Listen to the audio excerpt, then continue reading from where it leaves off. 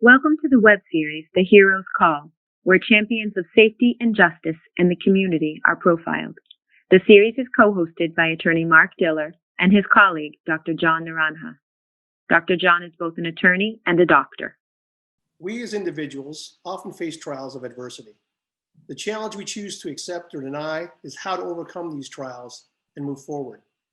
Today on Hero's Call, we meet Noelle Lambert, an individual who has met life's challenges and become an inspiration for us all. Welcome, Noelle. Thank you so much for having me. Noelle, can you tell us a little bit about yourself? Yeah, so my name's Noelle Lambert. I'm from Manchester, New Hampshire. I'm currently on the U.S. Paralympic National Track and Field team. In 2016, I was involved in a moped accident that caused me to lose my left leg above the knee. Noelle, can you just bring us back to the day when the accident happened, and maybe you could describe the circumstances there? Yeah, so I was visiting Martha's Vineyard with a couple of my friends, and one day we wanted to go to the beach, but we didn't have any vehicles or anything, so we decided to rent mopeds. I personally have never been on a moped, I've never driven one. So like 1 minute we're having fun on the moped and it's a beautiful day out. The next minute there's a dump truck coming in the opposite direction, and I sideswiped it. And I basically kicked my leg out to try to push myself off of it. And my leg was actually severed on the scene. And I just remember looking down, seeing that my leg was gone, and just thinking of sports immediately, just because sports has always been a huge part of my life. So the guy actually driving behind me rushed over, took his shirt off, created a tourniquet, which basically helped save my life. I had a ton of people coming, rushing over me because it was such a busy road. And there was actually a nurse jogging on the scene. So I was very lucky in that aspect. And I remember telling some random person, I gave them my mom's phone number, my parents' phone number, and told them to call them and let them know what happened. And I just remember hearing her talk to my mom saying, "You really need to get to Martha's Vineyard. I don't think your daughter is going to make it." And so I actually heard that, and I thought I was perfectly fine. I never thought that I was going to die. I honestly just thought that my life was over because wasn't going to be able to play sports. So I actually asked for the phone, and I took the phone and said, "Mom, I'm okay. I lost my leg. I got to go." And then I handed the phone back. Where were you when you first saw your parents after they did the med flight for you? So I saw them right when I was being wheeled in. Like I was med flighted over to BMC. We took the elevator down, and they were wheeling me into surgery, and they were waiting for me. So right when I woke up, I mean, all the emotions came at me at once, and I was definitely crying and upset. But then after the hour, I was just like, okay, like I'm fine, and now I'm ready for the next step. Who were some of the other visitors that came to see you? You said you had 50 visitors. Can you? Yeah, I mean, I have a very big family on my mom and my dad's side, so it was a lot of them, my best friends. And actually the first person that I saw other than my parents the next day was my head coach of the lacrosse team. And my first question to her was, I mean, am I still on the team? What's going to happen? And she quickly, without question, just said, "Noelle, of course you're still on the team. Your position on the team's going nowhere. The university is behind you 100%. But stop worrying about this." Noelle, why do you think lacrosse was so important to you at that time? I mean, sports as a whole was always a huge part of my life and my family. My 3 older brothers, they always played sports, and I just wanted to be just like them growing up. I'm definitely grateful that I had sports as one of my go-tos and one of my escapes, because when I returned from the hospital, all of everybody was returning to school for the fall semester and for training that was going to start. So I kind of had in my mind that I didn't want to lay in bed while all my teammates were out practicing. So I wanted to be there with them. I wanted to be at practice. So that definitely was a big part of my whole recovery. How long was it from the time that the accident happened to the time you got back on the lacrosse field? Yeah, so it was about I think it was a year and a couple months. So it was exactly a year where I received my running blade. That day, that same day, the next year is when I returned to the field. So it was actually pretty cool. Tell us, what was that feeling when you first got on the lacrosse field? What can you remember or give us a memory? Yeah. I remember my coach saying the words "Noel, go in" to me with like 10 minutes left to go in the first half of one game. And I just remember like instantly freaking out. And I mean, a lesson that I was taught from one of my assistant coaches was control the things that you can only control, and don't worry about the fans, don't worry about the cameras, just worrying about putting yourself in a position to help your teammates win. And so when I was running on the field, I mean, it was an amazing feeling to run on the field again. And I mean, when I always look back on the footage of me scoring the goal again, the thing that makes me happy isn't the fact that I scored, it's the reaction that I got from my teammates. I mean, the whole bench cleared. I mean, I honestly broke down when everybody was hugging me, just because I wouldn't be there if it wasn't for them. Tell us how you went from the lacrosse field to the Born to Run Foundation. I actually had two different prosthetics, specialized prosthetics, donated from two different foundations. My running blade was donated by the Challenge Athletes Foundation, and then my waterproof prosthetic was donated to me by the Heather Abbott Foundation. She was in the Boston Marathon bombing. So seeing the work that those foundations do for other people and seeing the work that it did for myself personally, I mean, it really did motivate me, inspire me to want to give back. So that is why I started the Born to Run Foundation. And we made our first donation in December of 2018. It was my senior year.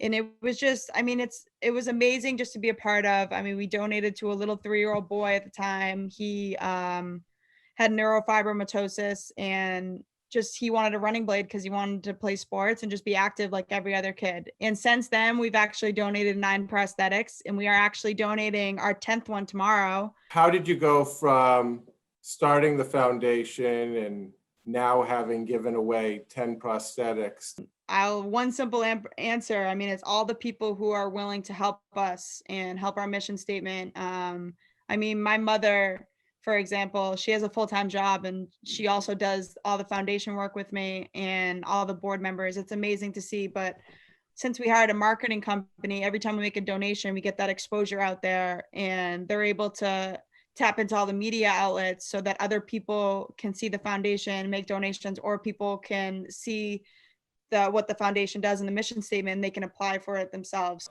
Can you share with us, what are we looking at here? Yeah, this is actually one of the photo shoots I had in my USA uniform for the US Paralympic National Track and Field team. It's definitely surreal to me to look at myself wearing a USA uniform, because I would never expect, if you told me 4 years ago that I'd be representing the United States and running, doing track and field, I would say you were lying. So it's always special to see these photos. How did you first get involved in the US Paralympic Track and Field team?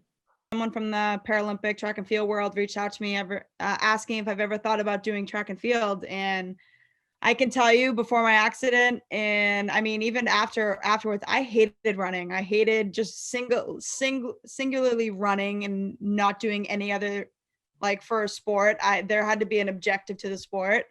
But also I was thinking in the back of my head, this would be such an amazing experience if I was able to actually compete at the biggest stage in the world. So when I graduated, I bought a pair of blocks on Amazon, and I started working with my trainer from home, and I signed myself up for the first track meet that I saw. And it was actually in Arizona, and I had 1 month to train for it. You went from being hardly able to walk to then setting the American record in the 100. Is that correct? Yes, in Dubai at the World Championships in 2019. How did it make you feel when that happened, when you set the American record? I mean, it was definitely such an amazing feeling. I didn't even know when I was finished with that race. I didn't even know when I walked off. One of my teammates, the girl that I train with every single day, she came running up to me, and she was in tears saying that I broke the American record. And I mean, for me personally, it was just an honor to be there, to be able to represent the USA and compete alongside the best in the world. And now you're looking to go to Tokyo in 2021?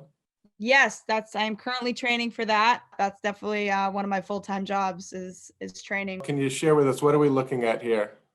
Yeah, so this was actually one of our beneficiaries, Josh Bleacher. He applied to the foundation in 2019, and when we told him that we were going to give him a running blade, I told him that we should go to the track and we should run together. What are we looking at here?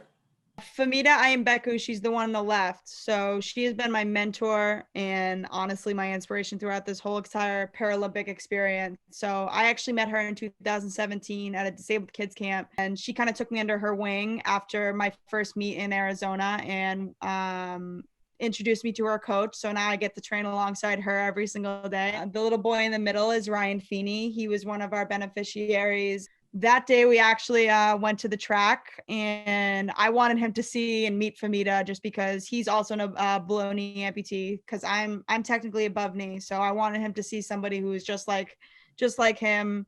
How important has it been for you to have a mentor who inspired you as you learn to do what you do today? I look up to her for everything, and everything that she's gone through. I mean, I just relate it to my whole experience. How does it make you feel to know that you're now a mentor and an inspiration to other people? I thought it was very important to kind of portray everything that I went through and show them that just because this happened to me doesn't mean that I accepted it and said, okay, my life is over. I honestly took it and I ran with it, and I now say that it is the best thing that's ever happened to me and that I'm so grateful for it. So I want other people to see the things that I have gone through in life, and I want them to feel the same way. Tell us, what are we looking at here? This was another one of my photo shoots. This was actually the first photo shoot I ever did in my USA uniform. It was right before I was traveling to Dubai for the World Championships. I mean, you see all these other Olympians, and I'm wearing the same outfit that they do. So that was definitely a cool feeling. What are we looking at here? Yeah, so I actually got to meet the mayor of Manchester a couple weeks ago. She is also a runner lover. So she's a marathon runner. So she was asking if I wanted to go for a run. And I was telling her, I am a sprinter. I am not a long distance runner. I am terrible at long distance. Haven't really gotten the hang of it yet. I gave her some gear, the Born to Run Foundation gear, so she can rep us when she runs some of her marathons. I wonder, Noelle, if you could tell us, so we see that it looks like a different prosthetic there. Can you kind of describe what that prosthetic is compared to the one that we were looking at just previously? Yeah, so that's actually my everyday walking prosthetic. So that's the top part is the leg that I have left. That's my limb. It's in my socket, and then below it, that's my whole knee. That's kind of where the mechanicalized knee is. It's a lot bigger than my running blade. And I mean, yeah, my foot, and then my foot actually, it's really cool. I get to get pedicures and stuff like that. It looks like a real foot. It's the same size, and I can actually adjust it so I can wear heels. So I'm actually very excited for that. Wow. So that particular prosthetic is the one that most amputees will get, right? And your foundation is one that allows people to get that C blade or the J blade running prosthetic. Is that true? Yeah. So the foundation focuses on specialized prosthetics, not everyday walking legs. So insurance companies, I mean, they will typically help you out with your walking prosthetic or anything like that. But in the pictures you saw of my running blade and stuff, those are the kind of the specialized prosthetics. But there are waterproof prosthetics out there that look like my everyday leg. My waterproof leg, it's basically the same thing, except it's blue, and it doesn't have a microchip. What would happen if you tried to run with this prosthetic that we're looking at here? You can run with it. It just doesn't look as fluent. And I mean, the microchip kind of it slows you down, so you're not running that fast. But there is an everyday leg out there that you can run with it. You can do all these different types of things. Noelle, what are we looking at here? Yeah, this was during another one of my photo shoots. He was trying to emphasize my running form. So it actually looks pretty good there. Because I mean, let me tell you, running form is the most difficult thing. I mean, I thought that I had great running form, but I was a lacrosse athlete. I didn't even focus on running and what you have to do with your hands. So the first day of practice with my track coach, it was a rude awakening. So Noelle, I next wanted to ask you a little bit about, there's this award called the L'Oreal Paris Women of the Worth Award. Can you tell us a little bit about that? Yeah, so every year L'Oreal Paris recognizes 10 women in their charities for everything that they do. They've been doing it for about 15 years. So this year, the Born to Run Foundation is actually one of the 10, myself and the Born to Run Foundation. So, I mean, it's really special just because all these other 9 women that are recognized, I mean, you read all the things that they've done in their life and all their charities, and I'm just so honored to be a part of that. And so they choose 10 women and they donate $10,000 to their charities, and then they bring it to a national vote.